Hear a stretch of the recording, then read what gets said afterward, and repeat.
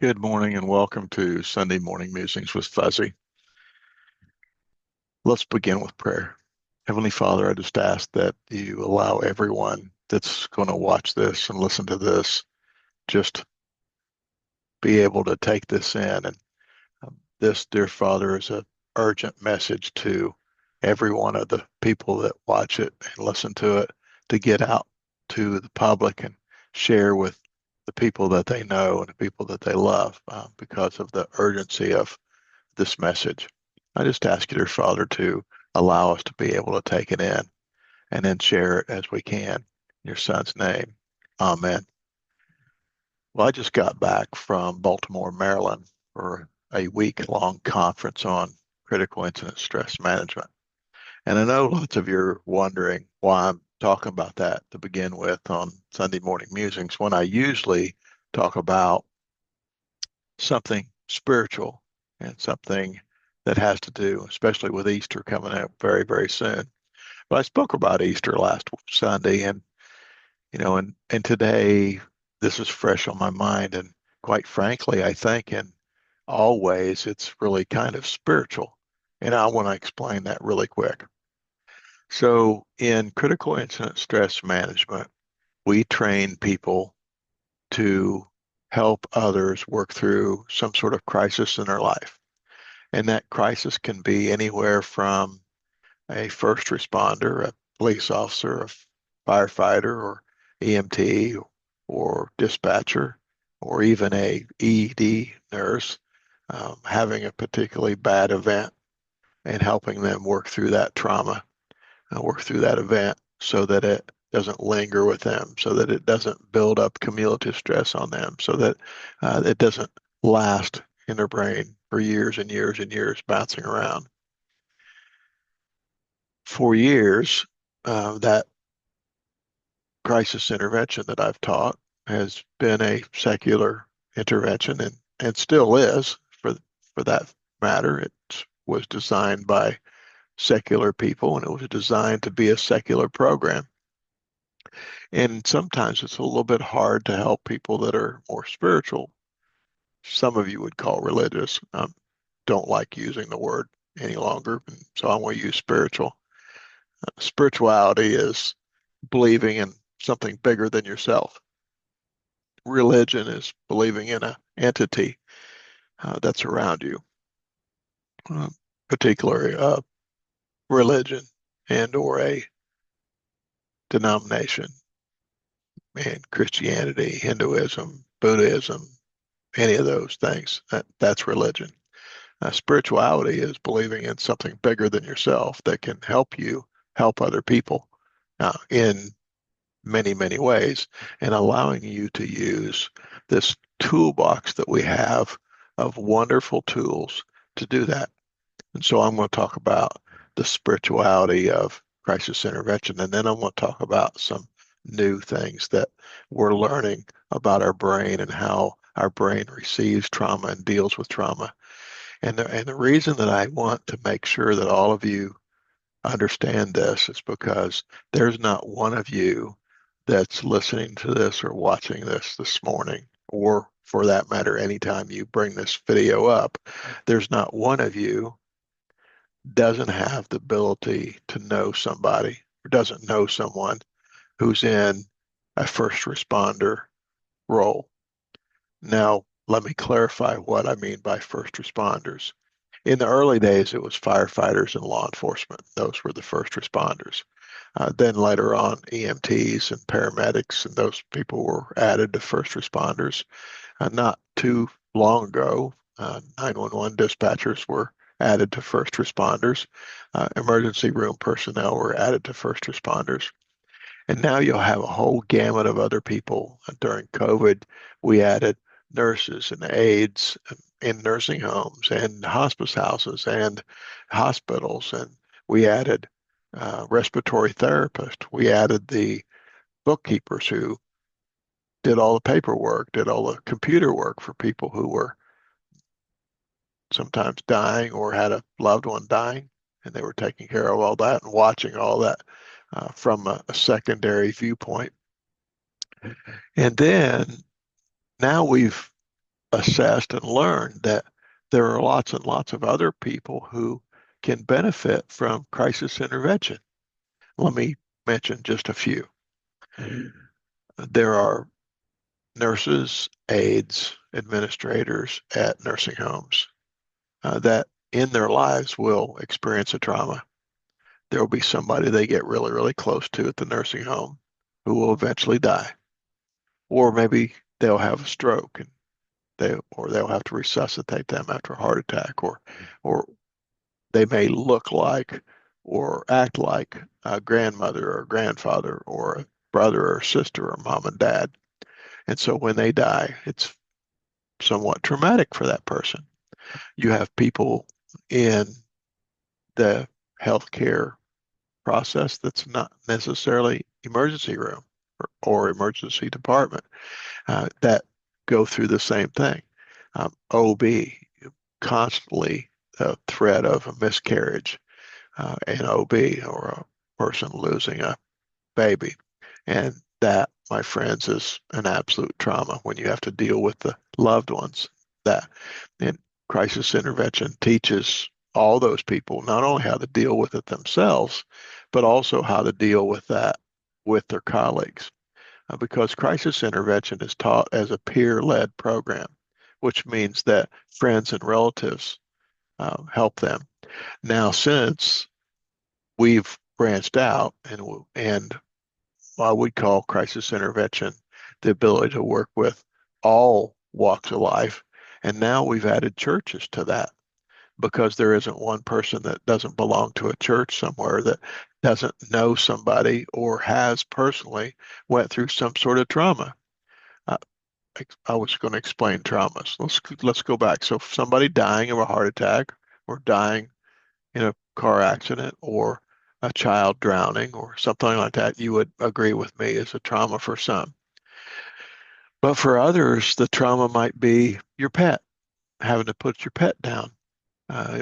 Your trauma might be simply um, losing a loved one.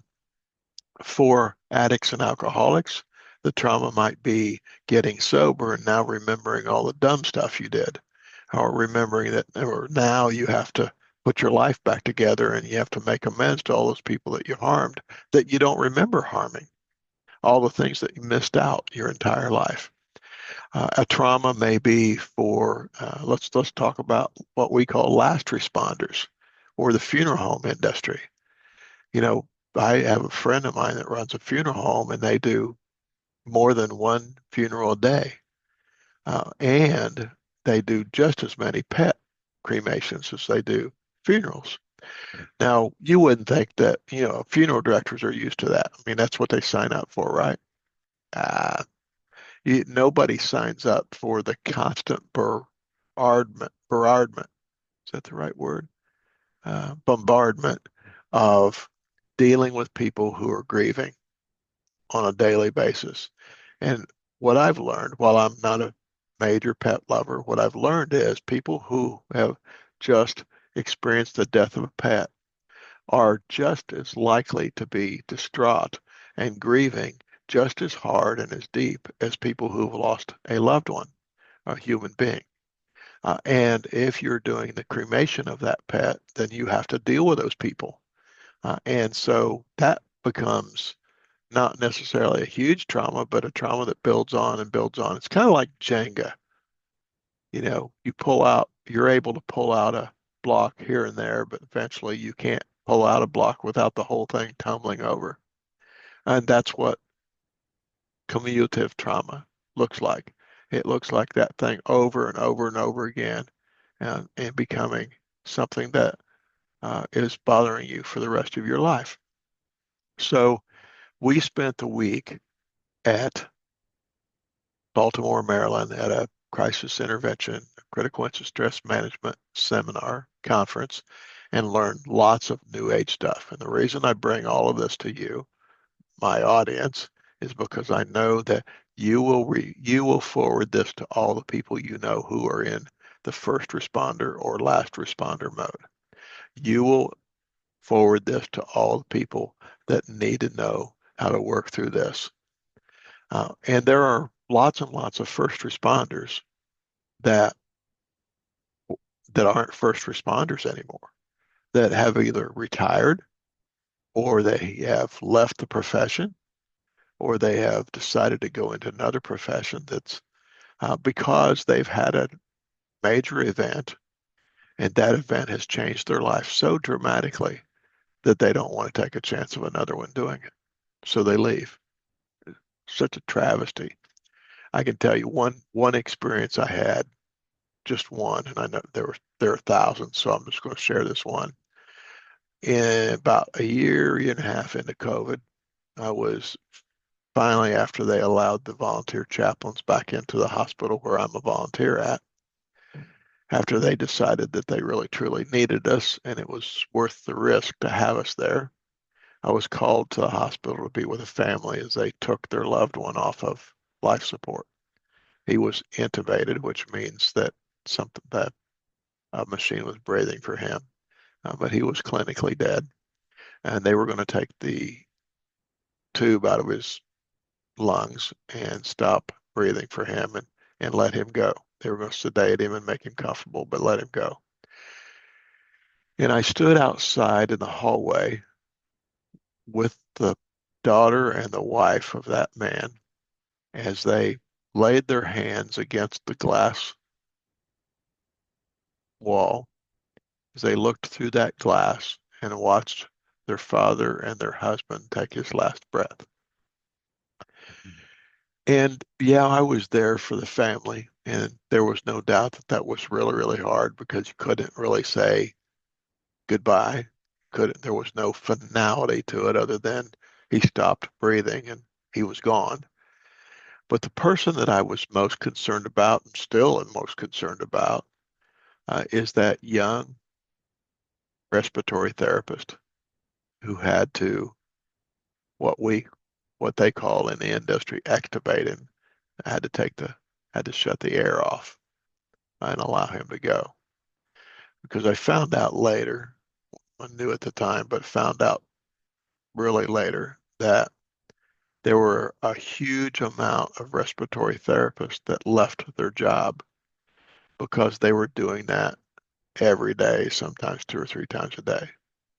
They were watching families suffer through the death of their loved one as they were the ones that shut the air off. Uh, Trauma after trauma after trauma.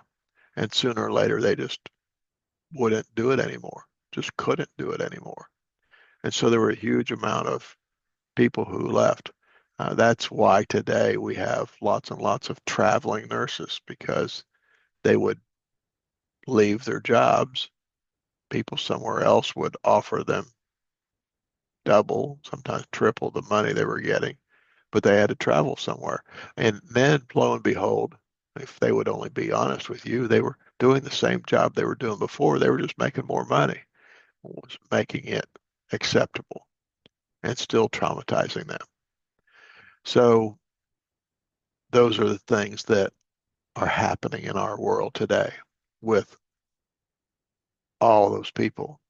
And now we have religious trauma. We have people who are traumatized by religious leaders, traumatized by people who are church people, and they don't haven't gotten over that either. Um, and this is for a story for another time, but including myself, I was one of those. Joyce and I both, my wife and I were some of those. But one of the things that we learned is that one of the big things that we learned is that the industry of mental health is overwhelmed. It's really hard to get in to see a good therapist, and therapists are being overwhelmed by the number of people that need therapy. And so there is a new push, in my opinion, a good push, to help peers know how to do some minor, not therapy, some minor crisis intervention. And there are lots of ways to do that. And two of the cutting edges, and something I'm going to share with you before I get done, and how to help your friends in first responder mode help each other, is the first one and a really exciting one is brand new, is intervention called ASAP. It stands for Acute Stress Adaptive Protocol. And what it amounts to is it's an EMDR intervention. It's a new EMDR intervention. Eye movement desensitization and reprocessing has been around for quite some time. It is only done by therapists. ASAP is a arm of that. It's an offshoot of that and is developed to teach peers how to do an ASAP, which is a peer-led EMDR program. And that helps first responders address the acute stressed symptoms that they can have after a critical incident. It aims to help individuals process traumatic memories and reduce the risk of later developing PTSD. And we learned about that, and my colleague and I partner in our businesses, or we're going to get trained in that, in the ASAP, acute stress adaptive protocol, so that we can help others also in that. We also learned about thought field therapy, which has been around for many, many years, but just now coming to light as a real intricate part of helping people. And basically, it uses the art of tapping areas of your body that they believe and has been proven, evidence-based, that is mind-body therapy that uses tapping to treat psychological issues. It's based on the idea that the body has an energy system that can be manipulated to relieve blockages and promote healing. It's kind of like acupuncture without the needles, and it's very effective. As we learned about it, the person teaching us was able to use it on us, and it was very, very effective. And so that's going to be one of the things that is going to be introduced into our toolbox is thought field therapy and the art of tapping and helping others. Uh, my colleague and I have introduced a new intervention. I've been working on it for several years, but now have got it copyrighted and um, working through that. We're actually have a approved instructor training for it next month, but it is called HELPS in Crisis, and that stands for Helping Everyone Learn Practical Solutions in Crisis. It's a very simple intervention. Anybody can do it. We teach it to everybody and anybody. I use it sometimes on my grandkids. It just includes 4 questions. I'm not going to tell you what those questions are because that's going to be a teaser. If you'd like to take the class, we'd be glad to have you. Just reach out. And then also, once you take the class, you can take the approved instructor class and you can actually teach others. And it's not that expensive to do that. We tried to make it as affordable as possible. So we have all those things going on. And then the last thing that I want to share you that I believe is really, really important, and I'd like for you to help share this with others. Now, I don't know all the wording when it comes to the amygdala and the hippocampus and all those things that are part of the brain and how they work. So I'm not going to even try to explain that. I'm going to explain it in the way that I understand it, the easiest way. And so there is there are ways that you can help yourself and others deal with a trauma and deal with it effectively. And one of the ways that we can do that is, and please don't shoot the messenger, I'm only telling you what I learned, is that less use of caffeinated items and especially monster drinks. And let me tell you why. So in the brain, there are the hippocampus and the amygdala. And in those parts of the brain, one of those processes trauma very easily. And it's like the file cabinet of the brain. Uh, when it files something in its file cabinet, it puts it in the correct file cabinet and it stays there and doesn't rattle around in your brain. And while you still haven't forgotten it, it doesn't bother you on a daily basis. The other part of your brain is the part of the brain that doesn't have a file cabinet, and it bounces around in there and bothers you for sometimes years. And that's why we end up with post-traumatic stress disorder, and why we have flashbacks, and why we wake up seeing somebody that died maybe in front of us, or somebody that was close to us that we lost, or even a puppy that we had to have put down. So this is the issue, though, is you have that fork in your brain, and most of the time, the receptors in your brain will decide that that trauma needs to go this way, and that will be good because that's what the brain does to take care of trauma. And it comes from down inside the reptilian part of the brain, which is the fight or flight mode, which is basic survival. And it goes to the correct side. It gets filed in the file cabinet. This is the deal, though. It's if it's a major, major trauma, and if you're not taking care of yourself and you're not being healthy and eating healthy and drinking healthy, then that receptor is disrupted and it goes the other way and it doesn't get filed correctly. What represses that is caffeine, coffee, sports drinks. And this is what they know now in evidence-based studies that if you're drinking coffee shortly after an incident happens, then you have an 80% higher chance of that going the wrong way and not being taken into the receptor that files that in the correct file cabinet. 80% chance. So, and then if you're drinking energy drinks, you even exemplify that 80%. And so what we found out and what they found out in evidence is that after an incident specifically, and while you're working in a first responder mode, that drinking coffee and intake of caffeine or monster drinks exemplifies how that's processed and processed incorrectly. Yeah, I know lots of people are thinking, well, that's really weird. How am I going to stay awake? Well, I quit drinking coffee and soda over 35 years ago, and I was in HEW hockey sticks for a couple weeks, maybe 3. But after that, now I wake up just perfectly. And there are lots of natural aids to help you through that. And once you get away from it, once I got away from it, it's like I don't even need it anymore. And only telling you this because the evidence shows that, and just want you to know that that can be helped. Okay, that there is a way to fix that.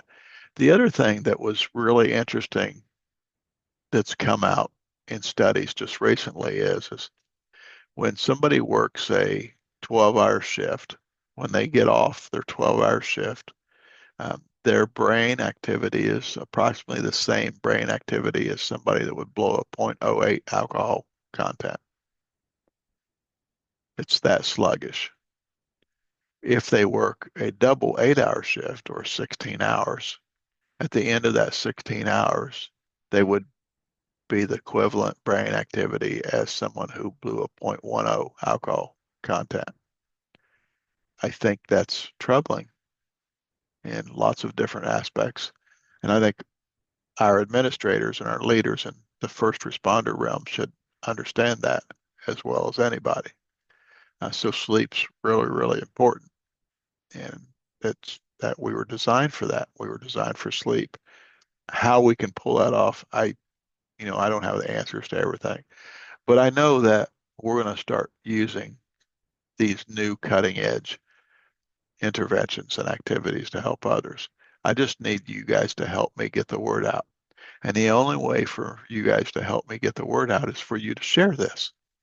And so it's shareable on Facebook. I'm going to put it on our constant contact page, and I'm going to put it on YouTube, and we'll share the link. And so all of you need to help us get the word out. And in the process of that, if you would really, really help us also, um, direct people to www.lakecism.com, and they can see all the things that we're doing, all the classes that we're doing. And they can also find our phone numbers and emails. We'd be glad to help with whatever we can. We're teaching many, many of these classes online, virtually, and so nobody has any reason not to be able to get into one. So there you go. Have a blessed day, and we'll see you next Sunday. Bye bye.